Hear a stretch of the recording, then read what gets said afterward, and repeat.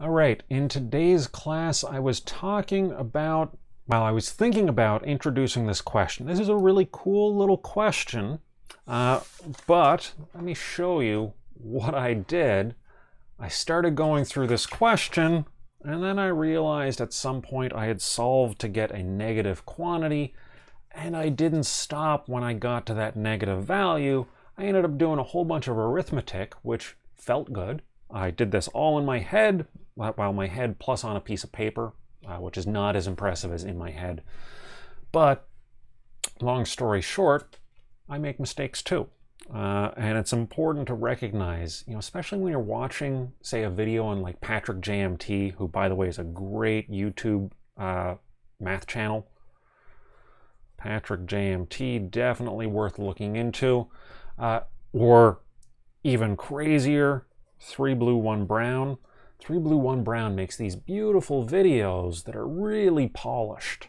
But it's important to recognize that 10 minutes of polished video hides many hours of preparation behind the scenes.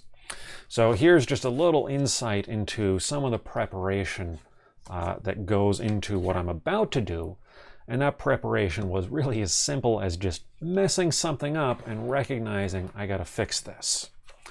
So let me set this problem up again. We've got quantity demanded for two different goods. Quantity demanded for slacks is going to be 410 minus 5 PS minus 2 PJ. Quantity supplied for slacks is going to be looking at the wrong question, is going to be minus 60 plus 3 PS, the price of slacks. Quantity demanded for jackets is 295 minus price of slacks minus 3 PJ. And quantity supplied of jackets is minus 120 plus 2 PJ. All right, so we've got two goods, slacks and jackets. In either side, we've got a demand and a supply, demand and supply of jackets. We've got 4 equations and we've got 4 unknowns. Now I say 4 unknowns even though I've got these two different symbols, but I know that in equilibrium, these are going to be equal to each other. So we're going to use that to solve this model and figure out what is the correct quantity and price for both of these markets, given that the price of one good affects the demand for the other good. Right? So in this case, we can see if the price of jackets goes up, if we double the price of jackets, we're going to be subtracting some number off of the quantity demanded for slacks. We buy less slacks if jackets are expensive. And we buy less jackets if slacks are more expensive. These are goods where if one gets more expensive, you want less of the other. If one gets cheaper, you want more of the other. These are complementary goods.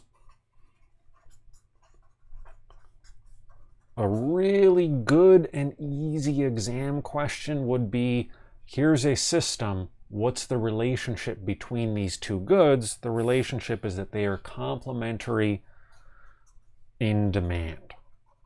Right? Using one provides more value when it's combined with the other. That's a nice exam question, partly because it's testing you thinking about how these equations are telling the story. What story are they telling about what happens to one market when the other market changes? And it's also a good exam question because it's an easy question to ask and you can give me a short answer. It doesn't require me digging through pages and pages of arithmetic. So think about things like that. The other version of this concept would be a substitute. And it could be on the demand side, it could be on the supply side. So it could be the case that making more jackets makes it easier to make more slacks also. So think about, how you might tell stories along those lines. It's a good activity to do with your study group, trying to think about how you can tell your own stories, manipulating some starting point like this. All right, but we want to actually solve it. So let's go ahead and start by taking these two. We'll set them equal to each other.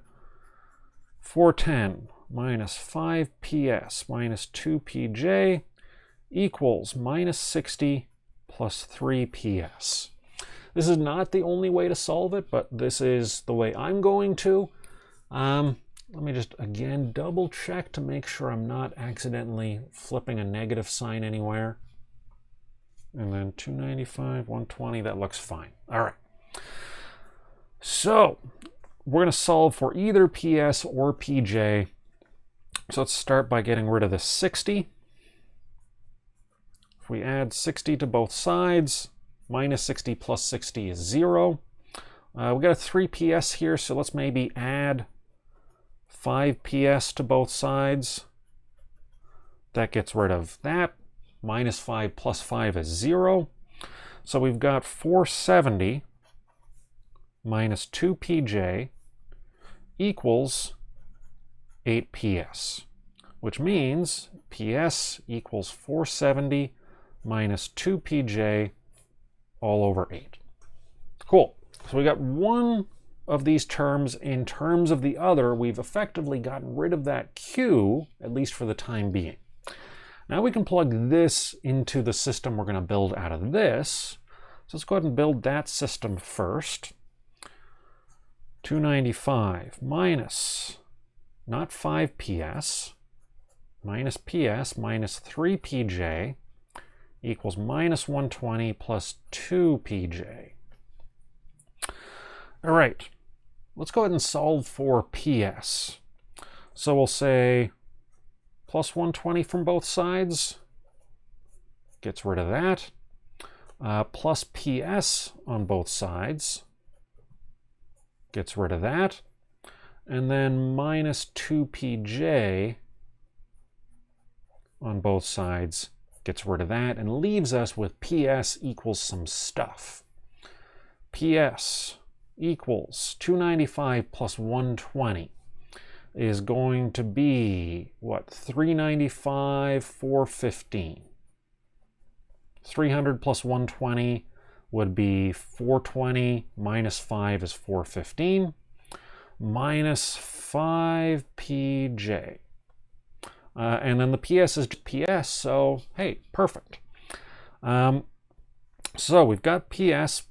PS should be something lower than 415.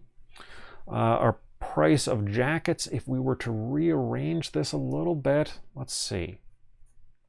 Just while we're looking at it, we can say 5pj equals 415 minus ps. Subtract ps, add 5pj to both sides. We get 5pj equals that, which means pj equals 415 minus ps all over 5. 415 over 5, that's going to be, well, let's see, 415 over 4 would be a little more than 100. So over 5 is going to be something a little less than 100. So jackets are around 100. Something, well, it better be less than 100, because otherwise 5 times 100, we'd have a negative price for slacks. Let's be aware of that. Let's be cognizant. We should expect the slacks to be relatively cheap compared to the jackets. All right, so we got PS, we got PJ. Let's plug these into somewhere and start solving for some quantities. So a natural spot to start would be to plug this PS into this PS. So let's go ahead and rewrite some stuff. We've got QSS equals minus 60 plus 3PS equals minus 60 plus 3 times 415 minus 5PJ. Cool. So QS is this. And we can match that up to this. We can plug that 5PS in there also. So this equals Q demand for slacks, which equals 410. That's a 1. 410 minus 5ps minus 2pj. So, minus 60 plus 3 times 415 minus 5pj equals 410 minus 5ps, which again is 415 minus 5pj minus 2pj. All right, let's simplify and then figure this out. So we've got minus 60 plus 3 times 415 minus 15pj equals 410. Oh, I skipped digits. 400 plus 10. There we go. Keep it somewhat tidy. 410. You don't need to expand that. I just dyslexed and wrote 40, and I'm covering my tracks. Minus 5 times 415. Minus 5 times minus 5 means plus 25 times pj minus 2 times pj. So now we've got this equation. We've only got one unknown. We just have to rearrange. So 23 pj, we could add that 15 to both sides.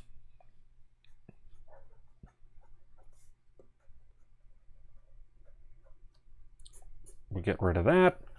We can subtract a bunch of, well, just these two terms. So we can subtract 410. Takes care of that. And we can add 5 times 415. Which takes care of that.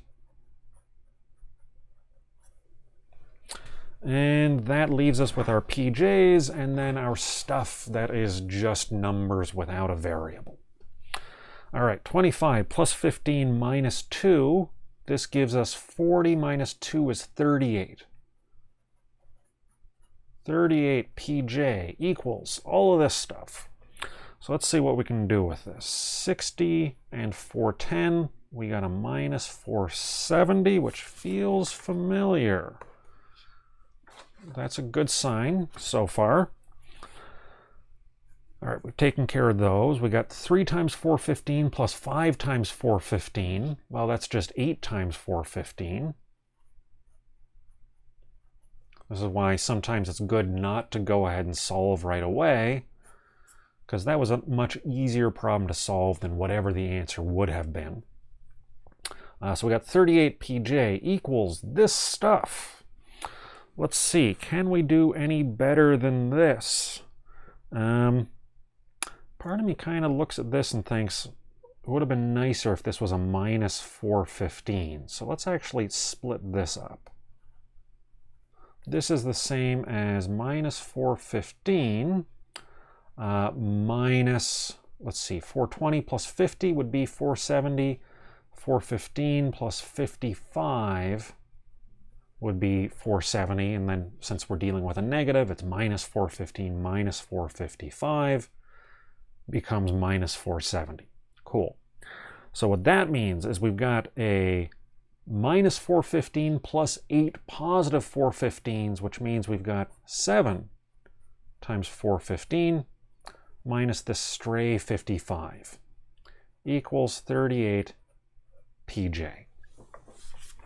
Now we got PS, we got PJ is some number. Is there going to be an easy way to solve this? I'm going to go ahead and be lazy, and I'm going to plug this into the calculator. What have we got? 7 times 415, 2905, minus 55 is 2850. Divide both sides by 38, and we get PJ equals. That does not seem right. That seems... Oh, what the hell happened here? 2850 divided by 38. 75. That makes a lot more sense. What did I even do there? Oh, I did 55 divided by 38. All right, be careful with your parentheses on that. We see that on the screen? Yeah, so what I really wanted was 7 times 415 minus 55, and then the whole thing divided by 38, not just 55 divided by 38. So what I had, before I plugged this in, before I plugged in the divided by 38, I should have had it calculate and return the 2850 that it gave me. I mean, just to be sure, 2905, actually 7 times 415. Now you see this? 7 times 415 is 4905. Minus 55 is 2850. Divided by 38 is 75. Good. So PJ is 75. That means PS equals 415 minus 5 times 75. 75 times 5 is 375, which is less than 415. Perfect. Difference of 40. So we've got the price of slacks is 40. We've got the price of a jacket is 75. We plug these into here and we're able to solve the model. Now, one lesson you can take away from all this mess is sometimes it's good to walk through it, mess it up, and start again from scratch. The second time through went a lot more smoothly. I say the second time through, but of course I've actually done this question about 1 million times in the past few years. So let's go back to what we started with. We had QDS equals 410 minus 5PS minus 2PJ. And PS was 75, or sorry, was 40. PS is 40. So 5 times 40 minus 2 times PJ, which we just got as 75. So we've got most of that already solved. This is the answer. We just haven't simplified to a number that fits nicely into my head and yours. So there is our quantity demanded. We can say is 410 minus 200 minus 150. Okay, no. I was worried that I was subtracting more than I was starting with. That's fine. Which is 210 minus 150, which is 60. So our quantity of slacks equals 60. And just to verify, quantity supplied of slacks, our price of slacks was 40. So 3 times 40 is 120, minus 60 gives us 60, which is what we've got. Perfect. So our quantity of slacks is 60. Our price of slacks is 40. Our quantity of jackets is the next thing we want to know. Let's start with the simplifying assumption that whatever we started with was correct. Here's our setup. So assuming PJ is correct, it's really easy to just say, let's plug in 4 times 75, or sorry, 2 times 75 is 150. 150 minus 120 gives us 30. So quantity of jackets should be 30, and our price of jackets should be 75. Right? But again, let's just double check to make sure everything adds up appropriately. Start by checking the supply of slacks equals minus 60 plus 3PS equals minus 60 plus 3 times 40 minus 60 plus 120 equals positive 60.